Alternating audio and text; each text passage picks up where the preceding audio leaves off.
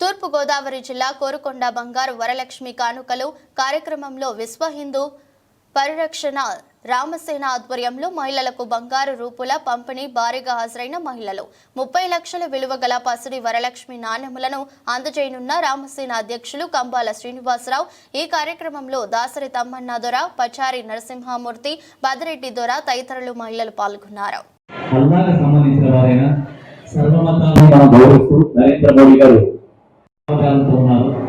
నేను రాబోయే రోజుల్లో భారతీయ జనతా పార్టీలో చేరబోతున్నాను. విజయదశమి తర్వాత కొంచెం ఇప్పుడు బంగారు లక్ష్మి కనుక తర్వాత బంగారు తిరిగి ఉన్న అమ్మవారికి ఇచ్చిన కార్యక్రమం ఉంది. దాని తర్వాత విజయదశమి వేడుకలు ఉన్నాయి. ఇవన్నీ కోరిన తర్వాత మధ్య ఒకసారి అమెరికా కూడా వెళ్ళాల్సి వస్తుంది. మా చిన్నమ్మాయి గారికి గొప్పవేశానికి వెళ్ళాల్సి వస్తుంది. ఇవన్నీ అయ్యాక భారతీయ జనతా పార్టీలో ఒక చారిత్రాత్మకమైన సంఖ్యతోటి పెద్ద సంఖ్యతో భారతీయ జనతా పార్టీలో జాయిన్ చేసుకుని ఉన్నారు. భారతీయ జనతా పార్టీ అంటే చాలా మందికి తప్పుడు అభిప్రాయం ఉంది. అది హిందువుల పార్టీ చెప్పి చాలా మంది అనుకుంటారు. నిజానికి కాదమ్మా. దుర్మార్గులైన రాహుల్ గాంధీ కాంగ్రెస్ గవర్నమెంట్ లో కేవలం ఒక మతాన్ని మాత్రమే చెప్తూ హిందువులు దూషించాడు. వాడు దేశ ప్రధాని మత పేరుని విడగొడుతున్నాడు. నరేంద్ర మోడీ గారు ఎప్పుడూ కూడా క్రిస్టియన్స్ విమర్శించడం కానీ ముస్లింస్ విమర్శించడం కానీ ఏ రోజు చేయలేదు. కానీ అతని మీద నరేంద్ర మోడీ గారి స్ఫూర్తి వాయిస్తున్నారు. వారి మీద విషయం చదువుతున్నారు. ఇది అందరికీ తెలుసు, ప్రపంచంలో తెలుసు. ఆయన ఎంతో స్ఫూర్తిదాయకం. చైనాలో ఈ రోజున ముస్లింస్ సంస్థ పవిత్రమైన మక్కా మసీదులో పండుగ చేస్తున్నారు. శ్రీ మహాగణాధిపతి నమః. భారత్ మాతాకి జై. జై శ్రీరామ్.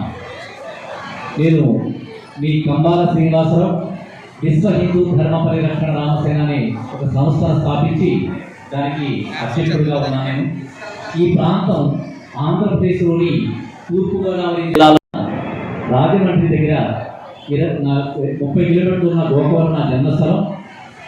పోయిన సంవత్సరం బంగారు వరలక్ష్మి అనే ప్రోగ్రాం పెట్టి దాదాపుగా 3 మంది మహిళలను మా దేవీ చౌక్ దుర్గాదేవి ఆలయంలో రిజిస్ట్రేషన్ చేయించుకుని 100 మంది మహిళలకి అక్కడ లాస్ట్ ఇయర్ 5,500 రూపాయల విలువ రూపుని పోయిన సంవత్సరం 100 మంది ఒక్కొక్క గ్రామం ఇవ్వడం జరిగింది.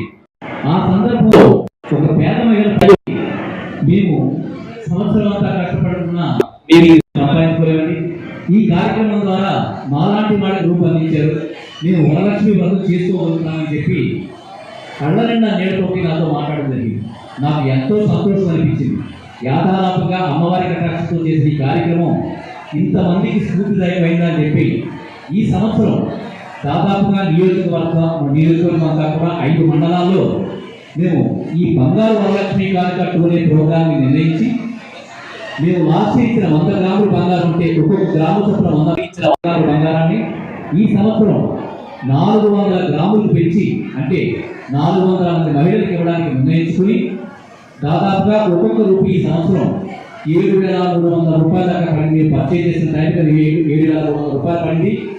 దాదాపుగా 35 లక్షల నుంచి 40 లక్షల రూపాయల దాకా మాకు ఖర్చు వస్తుంది. ఎందుకంటే మాట 5 మండలాల్లో మొట్టమొదటిగా మేము అరకు ఎక్స్ఎంపీ గారైన గీత గారు గొప్పపల్లి గీత గారు ముఖ్య అతిథిగా 4 మంది మహిళలు రిజిస్ట్రేషన్ చేసుకుంటే 41 మంది మహిళలకి అక్కడ ఒక్కొక్క గ్రామం చొప్పున 7,300 రూపాయలు విలువ కలిగిన బంగారు వరలక్ష్మి రూపుని రంపచోడవరం గ్రామంలో నిర్వర్తించి అక్కడ ఇవ్వడం జరిగింది. ఆల్రెడీ 4-5 రోజుల క్రితం అయిపోయింది. ఇప్పుడు ఈ రోజు కోరుకొండ గ్రామంలో అంటే రాజమండ్రికి 20 కిలోమీటర్ల దూరంలో ఉంది.